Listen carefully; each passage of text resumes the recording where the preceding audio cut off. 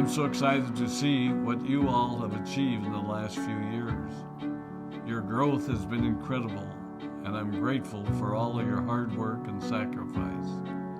A lot of that growth has been brought about by new people coming into the business to take advantage of our generous marketing plan and effective product line. So I thought I would take just a moment of your time to share with you a little bit about where Forever came from and where Forever is going. I've heard people describe this as our culture, but I think it's simply who we are. Several decades ago, I was an executive for a real estate development company called Del Webb. And at that time, there was a lot of excitement about a new business concept. And like many of my colleagues and friends, I went along to a business opportunity meeting and listened to a presentation about multi-level marketing. I immediately fell in love with the concept that people would be motivated to help each other and be able to make a living doing so. It's a beautiful thing when you think about it.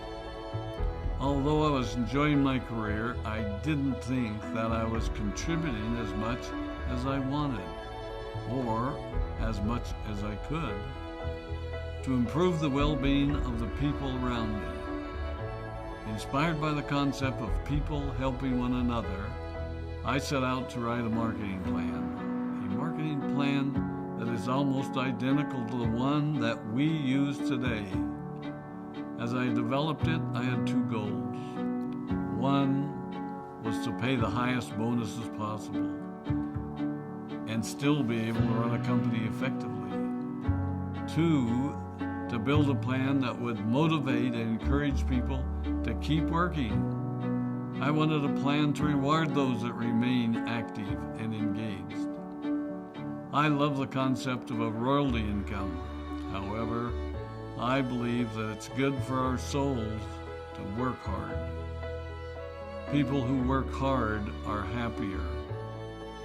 Of course, if you work hard, you should play hard. And that was one of my motivational factors in starting Forever Resorts. It was to give people the opportunity to spend time with their loved ones and experience the wonder of nature. Next time we're together, maybe I can tell you more about my passion for our resorts, our rare animals, and spectacular natural resources. So, with the marketing plan prepared, I needed to find a product. And we searched around and looked at different opportunities. I was passionate about finding something that was effective, consumable, and that we knew would not be a fad. During my search, I met a group of doctors who had developed a method of stabilizing aloe vera.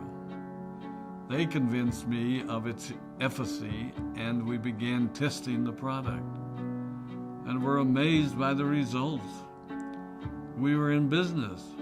We had a fair and balanced marketing plan, a consumable, effective product, and the third ingredient, an absolute conviction that we could make a difference in the lives of the people around us. And while it might have been a bit presumptuous, we honestly believed that we could make a difference in the world. We put in generous return policies, customer service incentives, and began to build this business based on the principle of being nice to one another and helping others. The success was incredible, and we grew rapidly until Christmas of 1982.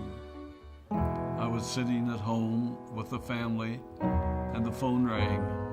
They informed me that there had been a freeze at our aloe plantations in Texas, and that all of our aloe was destroyed. I immediately went to the airport and flew to South Texas to see what we could do. I hoped and prayed that when I arrived, what I saw would be better than the news I'd received. But that wasn't to be the case. We had no aloe, and the business immediately began to suffer.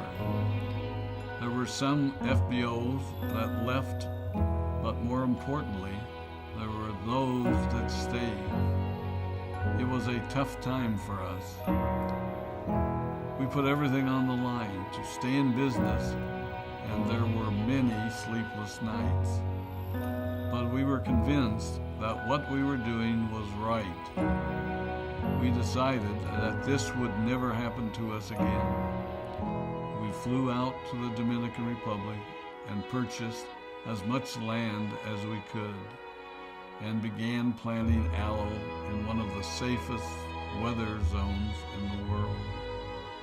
In addition to the acres of plantations in the Dominican Republic, we now have plantations in Mexico and South Texas. It was a tough lesson to learn. But during the tough times, we became stronger and we grew the most. We grow roots that strengthen us and help us to overcome the challenges and obstacles that life throws at us. I have learned that solid principles and core beliefs do not have a sell-by date. It is never old-fashioned or out of style to be nice to each other, to honor your commitments, and to treat people how you would wish to be treated. I recognize that many of you might not have heard about our beginnings, as you are new in the company. I am thrilled that you're part of our forever family, but I ask you to be mindful of the foundation upon which this company has been built. Forever was built on the principles of paying the highest bonuses possible, providing the most effective and highest quality of product, and empowering people to serve one another. There are no shortcuts to success in our business.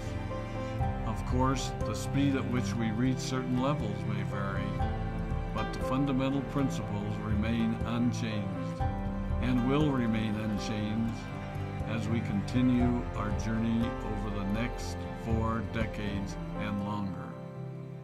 There will be times when a pathway will open up to you that will tempt you to take a shortcut, to buy a little more product than you may need, to make a purchase in someone else's name, or other ways in which we are tempted to give up what we want most for what we want now. Never forget that you're a part of something special, a business that has been built upon taking the road less traveled.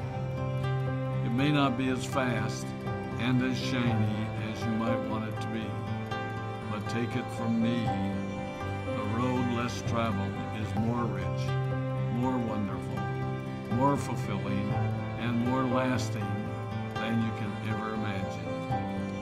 We love you, we appreciate you, we are proud of you.